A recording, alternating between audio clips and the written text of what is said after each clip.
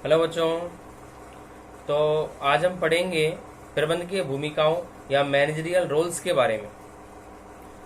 प्रबंधकीय भूमिकाओं से पहले आपने पढ़ा था लेसन नंबर 2 के अंदर जो प्रोफेसर हेनरी मिंड्सबर्ग हैं उनकी रिसर्च थ्योरी क्या कहती है। ठीक है, इसके बाद हम आएंगे मैनेजरियल रोल्स या प्रबंधकीय भूमिकाओं पे। और जो मैनेजरियल रोल्स या प्रबंधकीय भूमिकाएं हैं उनके बारे में मैंने आपको पहले ही बताया था कि प्रबंधकों के द्वारा संस्था के अंदर कौन कौन से काम किए जाते हैं, किन किन कामों को उनके माध्यम से संपन्न किया जाता है, विभिन्न प्रकार के कार्य और अधिकार जो उत्तरदायित्व जो संस्था में रह करके प्रबंधक रह करके वो निभाते हैं, उनको आप प्रबंधकीय भूमिकाओं के नाम से मैनेजरियल रोल्स के नाम से जानते हैं। ठीक है, तो आप टॉपिक पे आ जाएं, प्रबंधकीय भूमिकाएं मैनेजरियल रोल्स। तो प्रबंधकीय भूमिकाएं मैनेजरियल रोल्स के बारे में है कि प्रबंधकीय भूमिका का आशय प्रबंधक के व्यवहार एवं व्यवहारों के समूह तथा कार्य व क्रियाओं के समूह से है, जिसकी अपेक्षा समाज और संगठन उससे करता है और उसके अनुरूप प्रबंधक उनसे व्यवहार करता है या भूमिका निभाता है। क्या समझ में आया कि प्रबंधकीय भूमिकाओं का तात्पर्य है प्रबंधक के व्यवहार और उन व्यवहारों के समूह जो कि वो संस्था और समूह, संस्था और कर्मचारियों के साथ में करता है। तो संस्था और कर्मचारियों के साथ में किस तरह से कैसे वो कार्य व्यवहार करता है, संस्था में रह करके वो कौन कौन से काम पूरा करता है, तो इन सभी कामों को ही किसके नाम से, प्रबंधकीय भूमिकाओं के नाम से, मैनेजर रोल्स के नाम से उसको जाना जाता है। आगे देखेंगे, प्रोफेसर हेनरी मिंड्सबर्ग ने 5 बड़ी औद्योगिक कंपनियों के उच्च स्तरीय प्रबंधकों की क्रियाओं एवं व्यवहारों का अध्ययन किया। उनका जो शोध अध्ययन है वो निम्न मान्यताओं पर आधारित था। कौन कौन सी मान्यताओं पर आधारित था?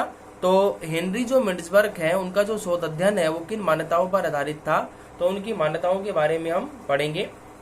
तो उनकी जो रिसर्च थ्योरी थी वो इस मान्यता पर आधारित थी। पहली मान्यता ये है, फर्स्ट नंबर पॉइंट ये कहता है कि प्रबंधकों को संस्था में उच्च पद स्थिति और अधिकार सत्ता प्राप्त होती है।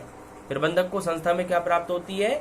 उच्च पद स्थिति। भाई पद स्थिति तो उनकी ऊंची होती है, अधीनस्थों की तुलना में उनकी जो स्थिति है वो ऊंची और उच्च स्तर की पाई जाती है।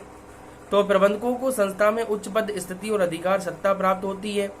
सेकंड नंबर पॉइंट कहता है कि ये जो आधिकारिक शक्ति है या जो सत्ता है एवं जो उच्च पद स्थिति है उन्हें अपने अधीनस्थों व सहकर्मियों के साथ लोक व्यवहार के कारण अंतः वैयक्तिक संबंधों का निर्माण करने में सहायता करती है। क्या समझ में आया कि ये जो आधिकारिक शक्ति है या जो सत्ता है या ये जो पद स्थिति है जो कि उसे किससे मिलती है? उसे मिलती है संगठन से, उसे मिलती है संस्था से। उससे क्या होगा? ये उच्च पद स्थिति उन्हें अपने अधीनस्थों और कर्मचारियों के साथ में, अपने सहकर्मियों के साथ में लोक व्यवहार के कारण अंतः वैयक्तिक संबंधों का निर्माण करने में सहायता करती है। अंतः वैयक्तिक संबंधों को बनाने में सहायता करती है। प्रबंधकों का अपने कर्मचारियों के साथ में अंतः वैयक्तिक संबंध स्थापित हो जाता है। और लास्ट तीसरा बिंदु कहता है कि प्रबंधकों की संस्था में उच्च पद स्थिति और अधीनस्थों से अंतः वैयक्तिक संबंध संगठन में लोक व्यवहार में प्रबंधकों की कई भूमिकाओं को उत्पन्न करता है। क्या समझ में आया कि प्रबंधकों की जो संस्था है, प्रबंधकों की संस्था में उच्च पद स्थिति एवं अधीनस्थों से जो अंतर्वैयक्तिक संबंध है वो संगठन और लोक व्यवहार में प्रबंधकों की कई भूमिकाएं उत्पन्न करता है। मतलब सीधा सा तात्पर्य ये कहता है कि प्रबंधकों की ये जो पद स्थिति है ना, वो पद स्थिति प्रबंधकों की काफी सारी जो भूमिकाएं हैं, काफी सारे जो कार्य हैं वो उत्पन्न कर देती है। और इस पद स्थिति के कारण उसकी काफी सारी भूमिकाएं, काफी सारे रोल, काफी सारे कार्य और दायित्व उत्पन्न हो जाते हैं। ठीक है, तो पद स्थिति ने किसको उत्पन्न किया? पद स्थिति ने भूमिकाओं को उत्पन्न किया। ठीक है, अब हम आते हैं भूमिकाओं पे। देखिए प्रबंधकीय भूमिकाएं। तो प्रबंधकीय भूमिकाओं डायग्राम चार्ट इसमें बना हुआ होगा, नोट्स में आप देखोगे, बुक में भी है कि जो प्रबंधकीय भूमिकाएं, जो मैनेजरल रोल्स हैं, उनको 3 भागों में बांटा गया। जो प्रबंधकीय भूमिकाएं हैं उनके 3 भाग हैं, 3 वर्ग हैं। कौन कौन से हैं? तो पहला तो प्रकार है अंतः वैयक्तिक भूमिकाएं, इंटरपर्सनल रोल्स। सेकंड नंबर है सूचनात्मक भूमिकाएं, इंफॉर्मेशनल रोल्स। तीसरा है निर्णयात्मक भूमिकाएं, डिसीजनल रोल्स। क्या समझ में आया? पहली है अंतर्वैयक्तिक भूमिकाएं, दूसरी है सूचनात्मक भूमिकाएं और तीसरी है निर्णयात्मक भूमिकाएं। ठीक है, ये 3 तरह की भूमिकाएं हैं और तीनों के अंदर कुछ उप भूमिकाएं भी दी हुई हैं। तो सबसे पहले फर्स्ट टॉपिक पे आएंगे हम अंतर्वैयक्तिक भूमिकाएं। अंतर्वैयक्तिक भूमिकाएं, इंटरपर्सनल रोल्स क्या कहते हैं? अंतर्वैयक्तिक भूमिकाओं का तात्पर्य ये होता है कि संस्था अंतर्वैयक्तिक भूमिकाएं या इंटरपर्सनल रोल्स अपनी औपचारिक सत्ता, पद एवं स्थिति के कारण प्रबंधक को जिन भूमिकाओं का निर्वाह करना पड़ता है उन भूमिकाओं को अंतर्वैयक्तिक भूमिकाओं के नाम से जानते हैं। क्या समझ में आया? किसके कारण? प्रबंधक को अपनी आंतरिक पद स्थिति के कारण, भाई संस्था का वो प्रबंधक है, संस्था का वो नेता है, एक लीडर है, संस्था को चलाने वाला व्यक्ति है, एक मालिक की तरह है या मालिक की तरफ से कार्य करने वाला उच्च स्तर का अधिकारी है। तो संस्था में उसकी ये जो अंतर्वैयक्तिक भूमिकाएं हैं, इन अंतर्वैयक्तिक भूमिकाओं के कारण उसके कुछ रोल, कुछ कार्य उत्पन्न हो जाते हैं जिन्हें हम किसके नाम से? अंतर्वैयक्तिक भूमिकाओं के नाम से जानते हैं। ठीक है, इन भूमिकाओं में निम्नलिखित शामिल है। पहला, संस्था का अध्यक्ष, पहली भूमिका है, पहला पॉइंट है संस्था के अध्यक्ष की भूमिका। दूसरा है नेता की भूमिका और संपर्क अधिकारी की भूमिका। ये 3 भूमिकाएं हैं जो अंतर्वैयक्तिक भूमिकाओं में आती हैं और ये 3 भूमिकाएं उसको निभानी पड़ती है। कौन कौन सी हैं? संस्था के अध्यक्ष की भूमिका। ठीक है, संस्था के अध्यक्ष की भूमिका में आ जाएं, आप इसको लीडर्स रोल भी कह सकते हैं,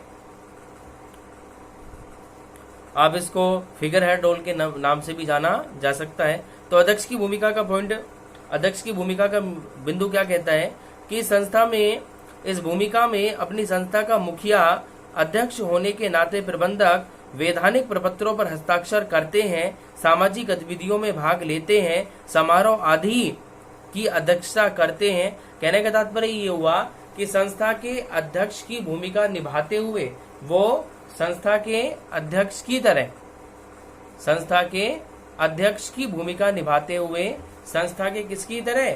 संस्था के अध्यक्ष की तरह, संस्था के अध्यक्ष की भूमिका निभाते हुए संस्था के अध्यक्ष की तरह वो विभिन्न प्रकार के कार्यक्रमों में मालिक के रूप में या मालिक की तरफ से, मतलब उसका संस्था का रिप्रेजेंटेटिव बनते हुए जाने का क्या करता है? प्रयास करता है।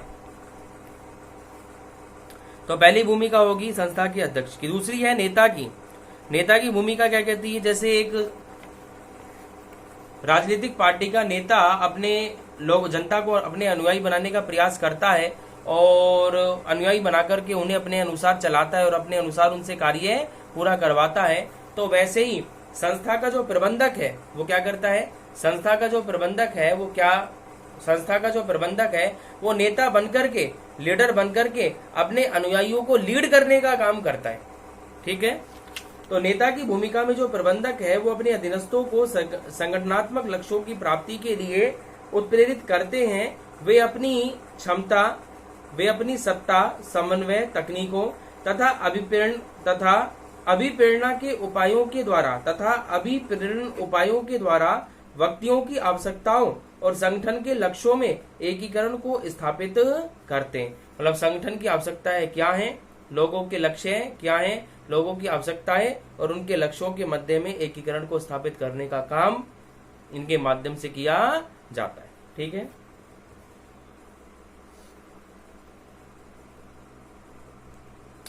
तीसरा बिंदु है संपर्क अधिकारी। प्रबंधक अपने संगठन एवं बाह्य पक्षों तथा विभिन्न विभागों में संगठनात्मक इकाइयों के मध्य संपर्क की भूमिका निभाते हैं। यह भूमिका सूचनाओं के आदान प्रदान और समन्वय की दृष्टि से अत्यंत महत्वपूर्ण होती है। क्या समझ में आया? संपर्क अधिकारी की भूमिका तात्पर्य क्या हुआ कि जो प्रबंधक है वो संपर्क अधिकारी बनकर, मतलब संस्था की तरफ से बाहरी लोगों के साथ में, संस्था के कर्मचारियों के साथ में संपर्क स्थापित करने का काम करता है। भाई मालिक है वो तो व्यस्त होता है, उसके पास इतना समय नहीं है, तो मालिक की तरफ से प्रबंधक ही संस्था की तरफ से बाह्य पक्षकारों के साथ में सूचनाओं का आदान प्रदान करते हुए उनसे संपर्क स्थापित करने का क्या करता है? प्रयास करता है। तो इसलिए वो किसकी भूमिका निभाता है? संपर्क अधिकारी की भूमिका भी निभाता है। ठीक है, हाँ बेटा, आ रहा होगा समझ में। तो पहला बिंदु, अंतर्वैयक्तिक भूमिकाएं, इंटरपर्सनल रोल्स आपको समझ में आ चुकी होगी। अंतर्वैयक्तिक भूमिकाओं का तात्पर्य संस्था की आंतरिक भूमिकाओं से है, आंतरिक कार्यों से है जो प्रबंधक को निभाने पड़ते हैं। उसमें 3 तरह के उपकार्य आते हैं। एक तो संस्था के अध्यक्ष की भूमिका, दूसरी नेता की भूमिका या नेता का कार्य करता है, और तीसरा संपर्क अधिकारी का कार्य करता है। ठीक है, अध्यक्ष के रूप में काम करता है, अध्यक्ष की भूमिका निभाता है, नेता के रूप में काम करता है, नेता की भूमिका निभाता है, और तीसरा संपर्क अधिकारी के रूप में काम करता है और संपर्क अधिकारी की भूमिका निभाता है। ये 3 भूमिका और कार्य हैं जो कि अंतर्वैयक्तिक भूमिकाओं में सम्मिलित की जाती है।